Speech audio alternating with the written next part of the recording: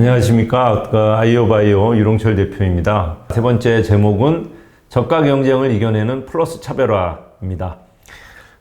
지난 시간에 말씀드렸지만 기능가치, 재정가치, 무형가치, 감정가치 이런 식으로 깔때기 순으로 단계를 했을 때 실은 이분한테 절대적인 가치라는 걸 줄 수 있고, 그래야 우리가 이분을 3년, 4년, 5년, 10년, 15년, 20년, 그래서 제가 제 강의 제목이 보통 30년을 위안으로 나갑니다. 30년. 30년이 신규 개원하시는 우리 치과계 후배님도 30년에 대한 생각을 하고 가셔야 가치가 높다는 의미고, 환자분도 한번 치료를 하게 되면 30년간 이 건강을 책임지겠다. 그런 식으로 한 곳에서 데이터를 쌓으라. 그런 의미에서 30년입니다. 그래서 크레를 이용해서 우리가 객관적인 데이터를 갖고 치료 계획을 세워라. 그래서 뭐 플라그, 그 다음에 우식, 크랙, 전부 다 이제 보여줄 수 있다는 케이스를 지난 시간에 말씀을 드렸고요. 그러면 상담을 하다 보면, 원장님, 근데요, 진료비는 얼마예요? 이렇게 얘기하죠. 그 얘기는 뭐냐면, 기능 가치가 된 다음이다. 그래서 신규 후배님들 만나보니까 그 얘기를 하더라고요. 선생님, 제가 졸업을 했는데 아무리 수료를 받든, 안 받은 경우는 더 그랬지만, 그럼 옆에 치과하고 어떻게 경쟁을 하겠습니까? 제가 경쟁할 수 있는 거는 밤늦게 하든지, 아니면 일요일, 토요일 날 하든지, 그것도 차별화가 되겠죠. 선배님 그리고 또 임플란트나 다른 거를 싸게 할 수밖에 없지 않겠습니까? 옆 치과에서 80만원, 50만원 받으면 저는 40만원으로 내려갈 수밖에 없습니다. 그러면서 가격을 낮추는 차별화를 합니다. 이제 얼마나 위험한지를 한번 보겠습니다. 생각해 보세요. 우리가 싸다고 합리적으로 모든 논리가 맞다면, 우리 집보다 옆 가게가, 음식점이 옆 가게가 100원이라도 싸면 그 병원으로 거기 가서 사 먹어야 되겠죠. 같은 돈가스든 같은 라면이든. 그러지 않다는 거예요. 그죠? 어떤 집은 우리 집보다 가격이 2배인데도 거기는 손님이 바글바글 하더라는 거예요. 왜 그러냐 이거죠. 그게 바로 플러스 차별화 가치라는 겁니다. 우리가 생각하기에 싸다고 무조건 구매하고 비싸다고 구매를 안 하는 그런 식의 합리적인 소비는 절대 이루어지지 않는다는 거죠. 행동경제학에서 얘기하는 가장 기준은 뭐냐면, 인간의 소비는 비합리적이다. 휴리스틱이라는 본인의 마음 속에서의 어떤 가치 판단 기준 위에서 가게 된다. 자, 중고 가격이라는 게 있습니다. 어떤 가격이 싸다, 비싸다고 판단하는 기준입니다. 한 30년 전에 우리나라에 처음에 임플란트가 도입이 됐을 때, 이게 비싼지 싼지를 몰라요. 그렇지만 그때 한번 가격이 정해지면 사람들이 경험을 하면서 이걸 계속 싸게 되죠. 원장님들이 최저 가격이라든가 여러 가지를 했을 때 이제 비교를 할 겁니다. 그러면서 마음속에 있는 가격이 있을 거 아니에요. 청바지에 대한 부분도 있고, 골프장 골프피에 대한 것도 있을 수 있고, 여러 가지 비행기 항공권에 대한 것도 있을 수 있을 겁니다. 그래서 보통 사람들은 내 마음속에 있는 중고 가격보다 싸면은 공정하다 그러고요. 싸면은. 그렇죠? 비싸면은 불공정하다고 그럽니다. 이거를 중고 가격이라고 합니다.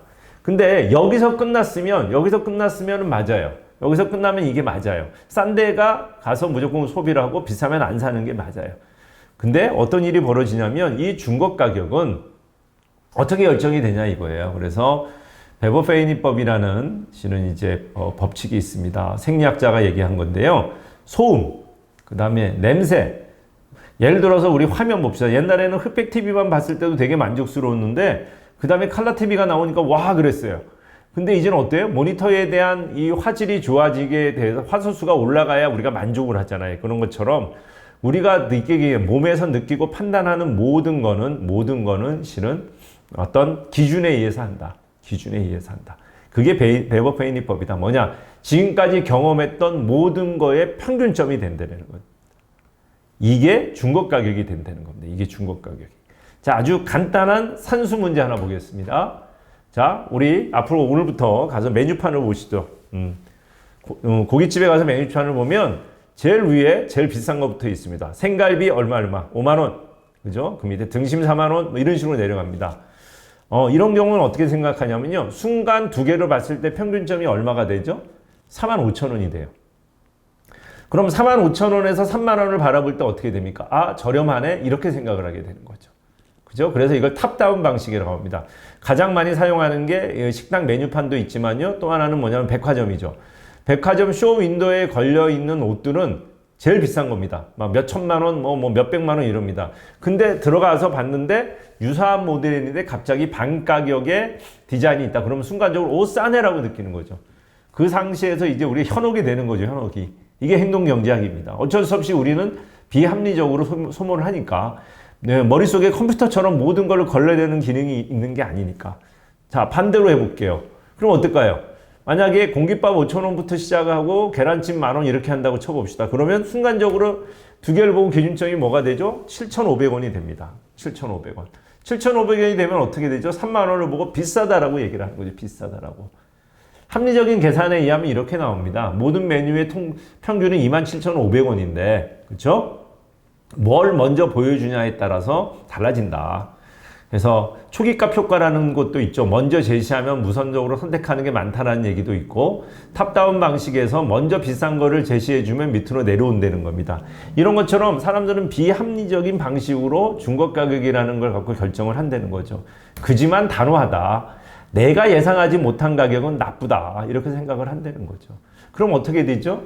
실은 처음에 저가를 막 했어요. 저가를 하다가 원장님이 나중에 한 1년 뒤쯤에 야, 이래서는 안 되겠다. 그러고 임플란트 가격이나 치료비를 올려요. 그럼 어떻게죠? 불공정하다고 얘기할 수 있겠죠.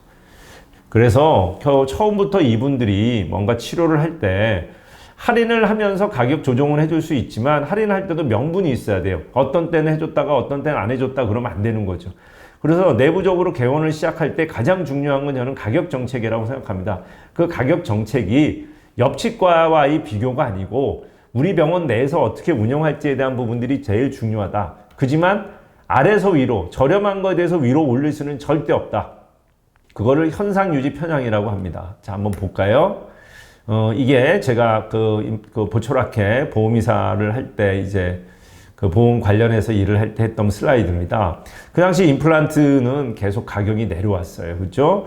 그지만 임플란트는 경쟁에 의해서 가격을 내렸지만 우리가 브릿지하고 보철은 여러 가지 이유로 재료비가 올라가고 했던 거니 우리 선배님들이 매년 물가 인상률처럼 비급여 진료비를 올렸듯이 그러니까 많은 환자분들이 당연하다고 생각하는 거죠. 물가가 올라가니까 치료비는 올라가겠다. 근데 희한하게 임플란트만 내려온 거예요. 점점점. 그럼 어떻게 됩니까? 요즘 와서 환자들이 저보고 하는 얘기는 아, 윤 원장님 임플란트 아직도 그렇게 비싸요? 안 내렸어요? 왜? 계속 내려가는 것만 이제 뉴스에 나오고 이렇게 나오기 때문에. 근데 브릿지는 뭐죠? 계속 올라간단 말이에요? 크라운 가격이 왜 저 때보다 올랐어요? 라고 얘기하면 우리는 재료비랑 모든 게 올랐습니다. 그럼 그걸 받아들인다는 거죠. 그게 현상유지 편향입니다. 그렇기 때문에 탑다운 방식 플러스 그 다음에 현상유지 편향이라는 게 있기 때문에 결국은 저가의 경쟁으로 시작을 해서 저가의 경쟁으로 시작해서 치료비를 올리는 건 불가능하다. 불가능하다. 이게 프라이싱이다. 그러면 원장님들이 두려워하죠. 아니야, 진짜 이 가격을 올려도 내 병원 유지가 될까? 내가 경력이 짧고 뭐 이런데 이렇게 될까? 신규 개원하신 분들의 장점이 뭡니까? 열정과 패기 아니에요? 그죠? 새로운 시스템을 도입해서 과감하게 과학적으로 설명을 하고 당신을 최고로 관리해 주겠어 이렇게 하다 보면 저렴한 거보다는 그걸로 승부를 걸면 어떨까 얘기하면 과연 될까요 선생님? 막 이런 얘기를 합니다. 요즘 명품에 대한 오픈런을 보세요. 몇 천만 원이 되더라도 이거를 살라고 그럽니다.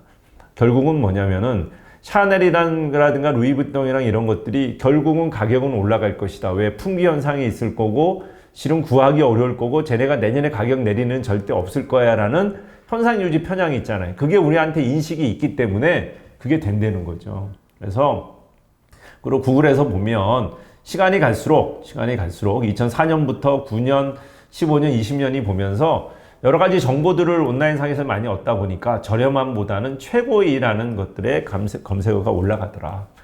그리고 V자 곡선을 보게 되면 일단 구매를 할 때 비싸면 일단 거부합니다.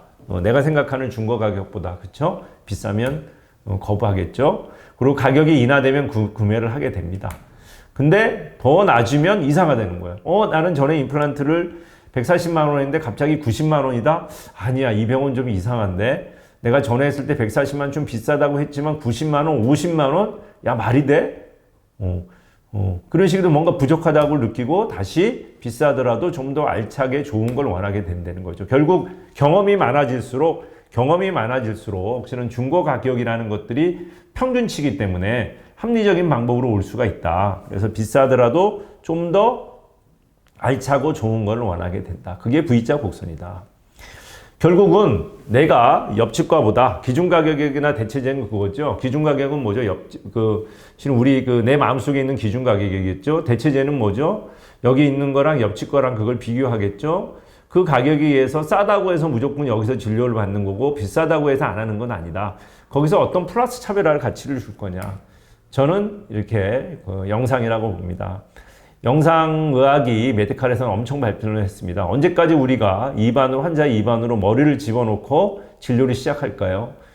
저는 실은 모빌리티를 체크하거나 특수한 경우가 아니면 거의 입을 보지 않습니다. 치료할 때를 제외하고는요.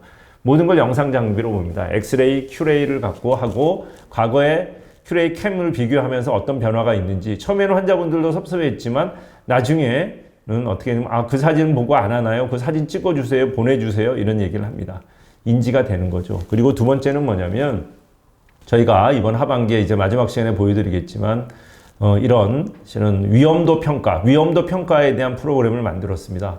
좀 더 구체적으로 이 사람의 데이터를 영상뿐만이 아니고 영상에서 나오는 위험도를 수치화해서 그 경향을 좀 보자는 거죠. 경향을.